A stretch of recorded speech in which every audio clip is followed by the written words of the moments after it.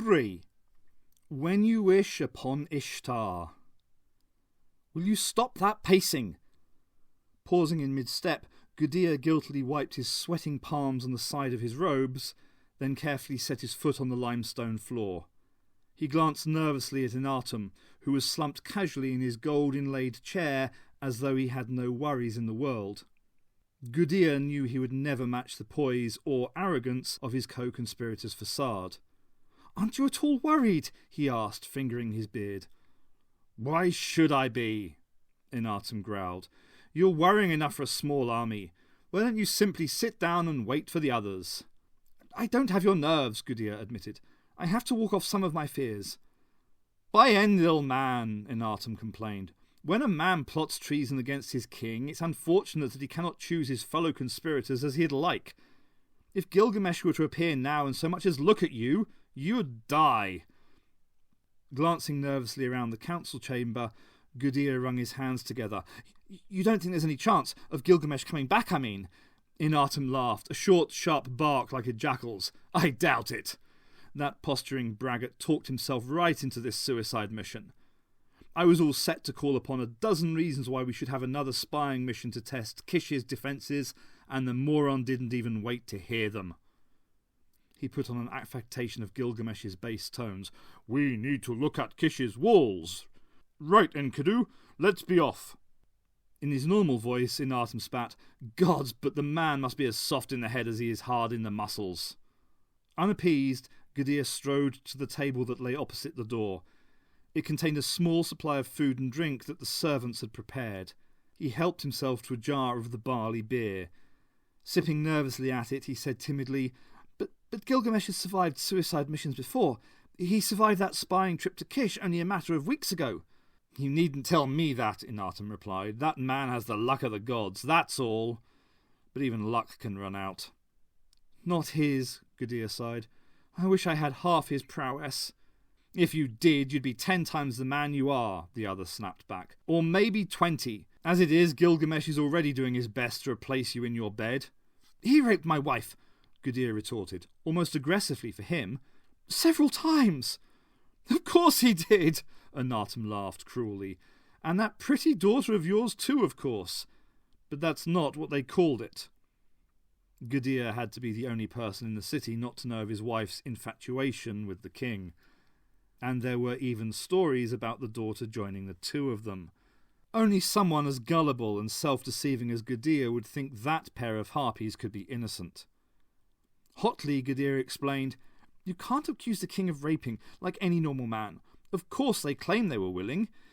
It's more than their lives or mine is worth to say otherwise. But I abhor Gilgamesh's libertine manners. That's why I agreed to help you in this plan to get him killed, to save my family from further degradation at his hands." "Or other parts of his anatomy, eh?" Inatum said crudely. "Stay," he held up his hand. "A poor jest, I agree. But I trust you didn't tell your wife what we have planned for Gilgamesh. She might have, accidentally passed on the information the last time she was assaulted." "I've told no one," Gudea said glumly, finishing the beer and pouring himself another. "But I do wish we could be certain that Gilgamesh will die this time." Sighing, Inatum rose from the chair and strode over to Gudea. He placed an arm about Gudea's shoulder and smiled. "Well, if it will set your mind at ease, my friend," he purred, "I will let you in on the secret. This time we can be sure Gilgamesh will die. You see, to make absolutely certain that he's caught, I took the liberty of sending a man to Dumuzi, the high priest of Ishtar in Kish. By now, the Kishites know of Gilgamesh's every intent. This time, Gudea, he will die." The double doors at the end of the meeting room were flung open. 2 spear-wielding guards entered, heralding the arrival of the other nobles of Uruk. Inatum tapped his companion's shoulder. "Carefully," he hissed. "We'll keep that little tidbit of information from the High Council, shall we?" Nervously, Gudea nodded and pattered off to his seat at the conference table. Shaking his head, Inatum followed. Gudea was the one weak link in all of this plotting, but a necessary one for now. The temple of Ishtar in the city of Kish was not the largest of the young metropolis's temples. That honour belonged to the ziggurat of Zababa, patron god of the city, but Ishtar's temple was by far the busiest of them all. The smoke of sacrifice rose constantly from the several altars within. Once Dumuzi had taken great pleasure in the smell of the burning wood and the scorching entrails. Now, however, he took pleasure in very little. Many who had known the high priest believed that he had changed, for the worse over the recent months. Ever since the enthronement of the goddess Ishtar in her temple, in fact. Dumuzi himself thought little of this. Dumuzi thought little of anything. The brilliant mind of the priest was now almost permanently clouded by the touch of Ishtar. He tried to concentrate on the message that this stupid little man had brought him, but he couldn't quite focus his mind. These days it was getting harder and harder for him to gather his scattered wits. He winced and frowned with the effort. "Stop struggling, Dumuzi!" The voice of Ishtar echoed in his mind, bringing lancing pain. "You exist only to fulfill my desires, to think my thoughts, and to do my bidding. Do not try to have a life apart from me." With Dumuzi's rebellion subdued, Ishtar's mind focused through the eyes of her priest and ransacked his memories for what she needed. Ah, yes. The grovelling worm at his feet was a messenger, claiming to be an emissary of the Lord Inatum of the neighbouring pathetic little native village of Uruk. Ishtar's will played with Dumuzi's vocal cords.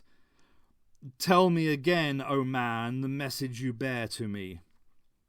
"Mighty Dumuzi, high priest of Ishtar," the servant said again, prostrating himself once more, "I am to tell you that the king of Uruk, Gilgamesh the Mighty, is even now on his way to spy on the inhabitants of Kish. He is planning to lead a war on Kish and seeks such information as will best help him in this plan. He will approach your city from the south towards evening and can be captured or killed with ease. There are with him only 5 men and his fighting companion Enkidu." "So you say," Ishtar replied with Dumuzi's voice. "But why do you come to me with this tale? Are you not sworn to obey your king?" "I am the bondsman of Inatum, Lord," the man said nervously. All priests were mysterious and imposing, but there was something even more unsettling about this one. "It is at his bidding that I bring this message." "I see." Puzzled, Ishtar allowed Dumuzi to regain some control of his mind. "Why should this Lord Inatum wish to see his king captured or killed?" she demanded of her priest. "Gilgamesh is a mighty warrior, my lady," Dumuzi said aloud, though there was no need for words. Ishtar could read his thoughts as easily as he could scan the clay tablets of the temple records. The indentations of the cuneiform writing stylus were like chicken scratchings to most people, and Dumuzi prided himself on his ability to both read and write. It was not a common feat, but Ishtar had dismissed his achievement with contempt. She took what she wanted directly from his mind, without need for either talk or writing. "But he is arrogant too," Dumuzi continued, "and has an almost insatiable appetite for the young women of Uruk. The nobles of that city would dearly love him dead, but none of them dare confront him in person." Ishtar's delighted peals of laughter rang through Dumuzi's mind. "You humans are such foolish creatures, priest. I am tempted to allow Gilgamesh to come and go unmolested, just to terrify these pusillanimous plotters. But I, too, have a score to settle with Gilgamesh, the mighty warrior." "You, lady?" She could read the amazement in the priest's mind. "Yes, Dumuzi." The memory still rankled within her, burning her soul. "Gilgamesh once rejected me. I offered him the peace and power that I later offered you, yet he spurned my embrace. But you, O loyal one, did not. My touch has brought freedom and peace to your mind, has it not?" He could not deny it. She did not allow him the will to contradict her. That would have been wasteful. Encompassing further portions of his mind, she used his eyes to stare down at the trembling messenger.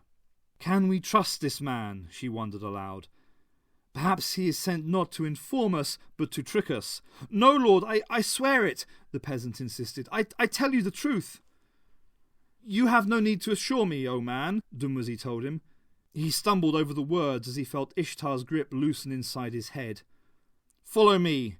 You will swear to Ishtar herself that you bring only the truth. Eagerly, the man scrambled to his feet. Dumuzi turned and led the way out of his priestly quarters and into the temple.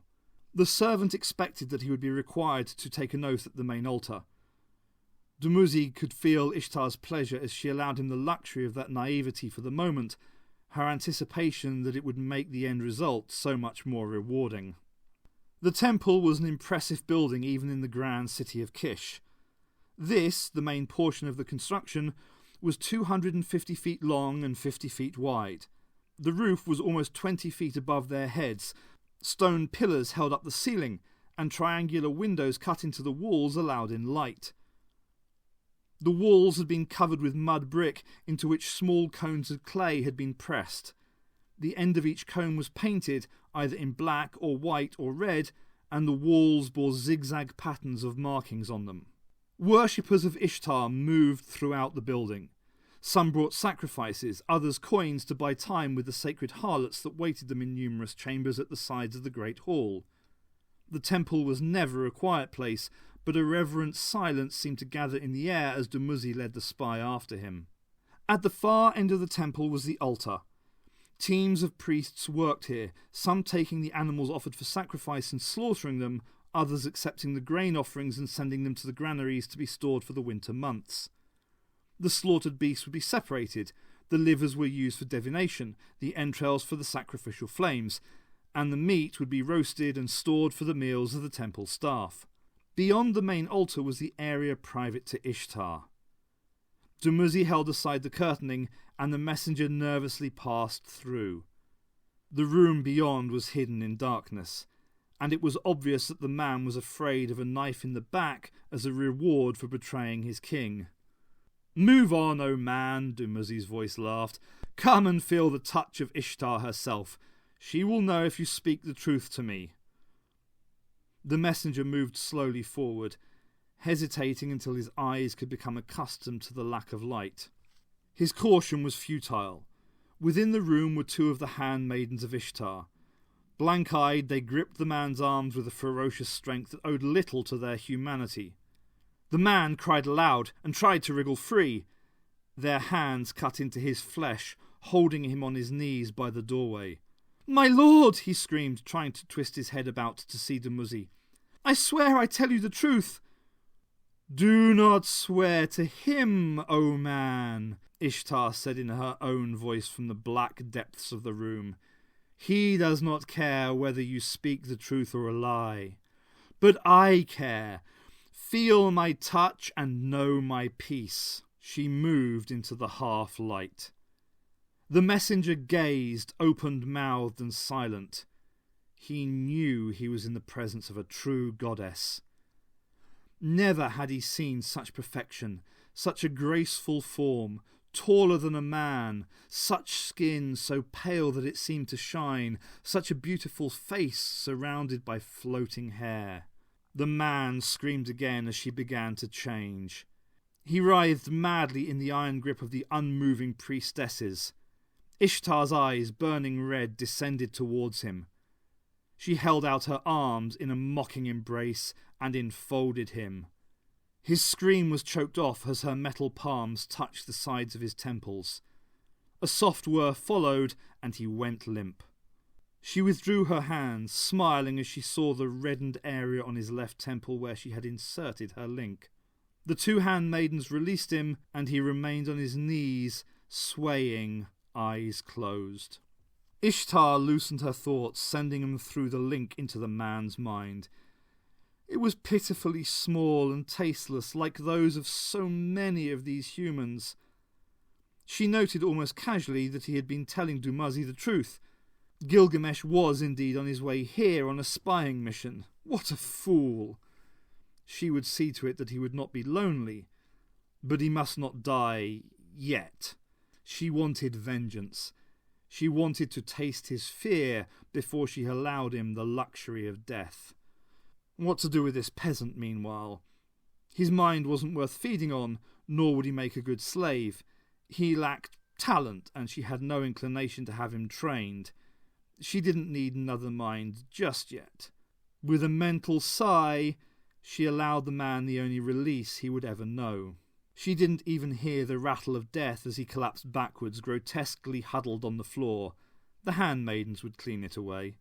One of the priests that she controlled seemed disturbed.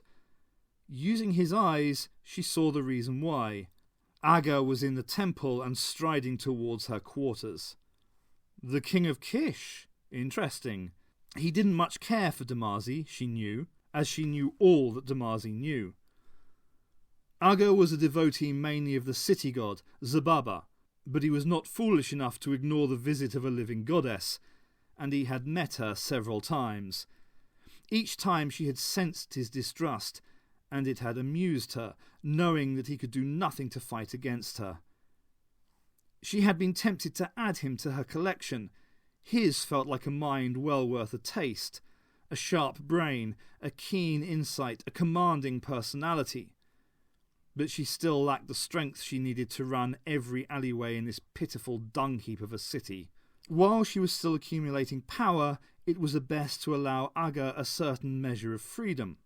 Her puppets were very talented, but they lacked the fire and creativity that independence normally gave them.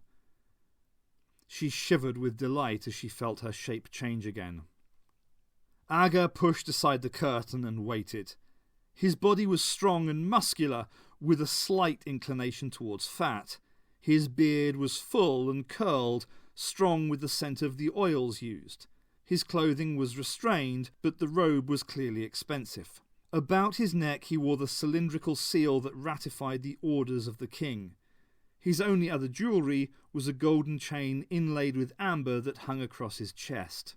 His eyes, growing used to the lower levels of light that Ishtar preferred, took in the dead body on the floor. His powerful body went rigid with controlled anger as he glared at Ishtar's insolently turned back. "Another human sacrifice?" he growled. "It seems to me that your arrival in our city, Ishtar, has not heralded the benevolent reign of the gods, but the predations of Nergal, father of death and pestilence." "Have a care with that tongue of yours, Aga," she murmured. She turned, and Aga could not restrain the sharp intake of breath that portrayed his inevitable response to her beauty. "I bear a lot of abuse from you," she said, smiling, "because it suits me to allow you to be the king of this wretched city, for now. But if you provoke me enough, perhaps even you shall feel the touch of Ishtar." She held up her right hand, and he thought he saw something metallic flash in her palm.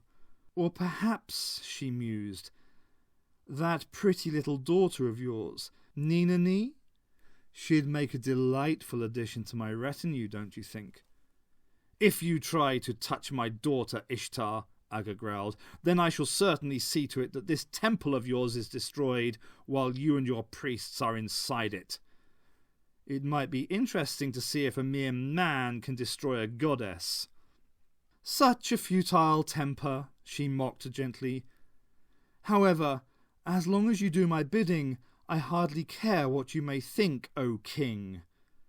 But for now, that precious child of yours shall be free. Meanwhile, would you be good enough to dispatch a few of your best troops to that well at the south of the town? I have it on," she smiled down at the corpse on the floor, "good authority that Gilgamesh will be there towards evening. Instruct your men to take him alive. Warn them that if he is killed, they will pay for it, and if he escapes, they will answer to me." "Gilgamesh!" The news surprised Aga. The king of Uruk had long coveted the lands of Kish, he knew, but he thought that even the hot-headed Gilgamesh had more sense than to try and slip into this city. "Capturing him alive will not be simple." "Nevertheless, I want it done." For the first time, anger crept into her voice. "He has a debt to pay me, Aga, one that I shall take great pleasure in extracting from him inch by excruciating inch. Perhaps I shall let you watch, to see what happens to those who incur my wrath. It might be educational." Then, burying her lust for the blood of the man who had rejected her, she returned to matters in hand. "But why did you come here? Aside from another of your complaints about the litter I cause." Arga wrenched his attention from the litter on the floor. "We need more copper if we are to continue the lining of the walls with those new patterns that you have laid out." "So," she said agreeably, turning away to indicate that the audience was over. "Well, Dumuzi will see that the temple vaults are open for your artisans. The artistic nature of my work demands a good deal of copper." Arga nodded. "Ishtar," he said softly, "I do not believe that you have a single ounce of love within you for any kind of art. The patterns you designed and that my men are making on the walls are for some other purpose, are they not?" Smiling, Ishtar turned back to face him. Not for the first time, the sheer perfection of her beauty seemed to him suddenly hard, almost grotesque. Hers was a face shaped by a divine craftsman out of living metal. Even her hair was reproduced in silvery strands, but the beauty could not at these moments entirely disguise the cruelty in her heart. "Perceptive," she murmured. "Yes, indeed, there is much more to my plan than an appreciation of art, O king." "What?" "That you will discover when I choose to tell you. Until then, simply ensure that my wishes are translated into stone and metal." She again turned her back on him. "Now go. I have much thinking to do." She could almost feel the mind of Gilgamesh writhing in her taste buds as she stripped it apart, layer by lingering layer. Aga turned also, but paused, watching the goddess glide back into her lair at the heart of the temple he had once loved to enter. Now its darkness was more than physical. The city had indeed fallen on terrible times since the arrival of Ishtar, but what could he do to stave off the desires of a divinity?